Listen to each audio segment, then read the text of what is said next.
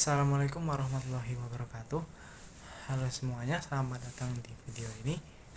Jadi pada video kali ini kita akan membahas tentang satu topik penting dalam bidang hukum administrasi negara, yaitu kita akan membahas tentang kelemahan dari Undang-Undang Administrasi Pemerintahan nomor 30 tahun 2014. Jadi walaupun undang-undang ini tuh dibuat dengan tujuan yang mulia ya, dengan tujuan itu menciptakan pemerintahan yang bersih, yang transparansi dan dengan akuntabel, tapi nggak bisa dipungkiri juga nih kalau masih ada beberapa kelemahan yang mendasar yang bisa kita kritisi. Jadi kita bakalan bahas satu-satu di dalam video ini.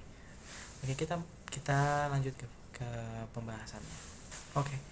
Nah, yang pertama itu banyaknya ketentuan yang multitafsir. Jadi di dalam undang-undang itu ada beberapa istilah kunci yang mendasar gitu, bisa dianggap multitafsir, kayak diskresi, keputusan administrasi, terus ada penundaan pelaksanaan. Jadi kata-kata itu tuh sering banget ditafsirkan itu berbeda-beda oleh pejabat yang menerapkannya. Jadi apa akibatnya? Jadi akibatnya itu kebijakan yang diambil oleh para pejabat itu bisa berbeda-beda karena multitafsir itu sendiri. Bahkan juga bisa menimbulkan kebingungan juga di kalangan aparatur sipil negara. Itu juga bisa membuka celah juga bagi penyalahgunaan kekuasaan, dan akhirnya bisa merugikan masyarakat juga yang menerima pelayanan.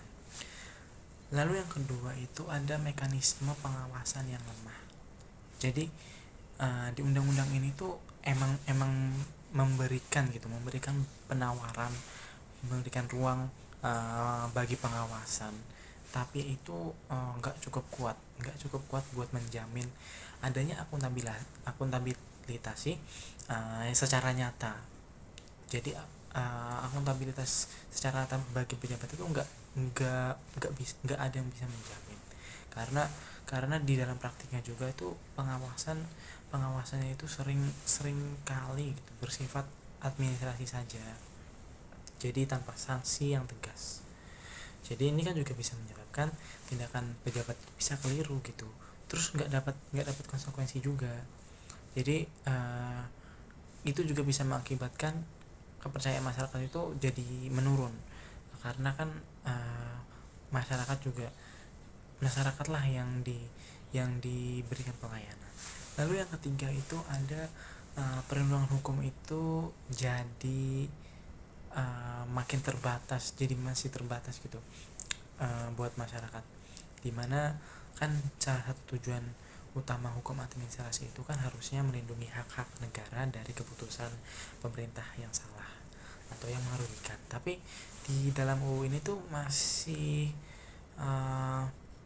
cenderung rumit dan tidak efisien, karena nggak semua masyarakat itu bisa punya akses atau kemampuan untuk mengajukan keberatan administratif khususnya, atau menggugat ke pengadilan tata usaha negara. Jadi prosedur hukum ini tuh bisa dibilang berbelit-belit dan memakan waktu. Jadi tuh buat masyarakat memilih buat diam gitu, nggak menerima ketidakadilan itu. Terus yang keempat itu ada kurang sinkron sama undang-undang lain. Adanya kurang sinkron dengan undang-undang lain, di mana UU nomor 30 tahun 2014 ini tuh belum harmonis sama undang-undang sebelumnya. Jadi undang-undang kayak undang-undang tentang pemerintahan daerah, undang-undang tentang PTUN itu tuh kurang sinkron sama undang-undang ini. Akibatnya apa? Jadi akibatnya itu bisa jadi tumpang tindih. Jadi bisa jadi tumpang tindih kewenangan, terus bisa juga perbedaan prosedur, bahkan juga bisa menjadi konflik norma hukum yang bisa juga menghambat pelaksanaan tugas dan fungsi pejabat negara itu sendiri. Lalu yang kelima itu adanya yang kelima itu, undang-undang itu masih lemah diimplementasi di tingkat daerah. Jadi kayak banyak pejabat di pemerintahan daerah itu belum bisa memahami secara mendalam ya isu prinsip ini. Jadi prinsip dari undang-undang ini sendiri tuh pemerintah belum belum secara belum bisa memahami secara mendalam, dimana undang-undang itu harusnya bisa disosialisasi gitu. Malah justru ini sosialisasinya itu minim dan pelatihannya itu belum merata. Jadi menyebabkan undang-undang itu apa ya, sangat tergantung pada persepsi pribadinya pemerintah itu sendiri, dari pejabat itu sendiri. Jadi hasilnya tujuan besar dari undang-undang itu nggak terwujud. Yang harusnya mewujudkan pemerintahan yang profesional itu sendiri malah nggak terwujud sama sekali. Jadi masih jauh dari kenyataan, terutama itu di daerah-daerah terpencil. Jadi apa kesimpulannya? Jadi yang bisa kita kesimpulkan itu, jadi undang-undang itu sebenarnya sebuah langkah maju ya dari reformasi birokrasi. Tapi itu seperti hukum yang lain ya, seperti hukum pada umumnya itu, hukum itu tidak sempurna. Jadi kelemahan-kelemahan itu bisa harusnya sih bisa jadi bahan evaluasi bagi para pembuat kebijakan agar segera ini dilakukan revisi atau pembaruan, biar peraturannya itu tidak merugikan masyarakat juga.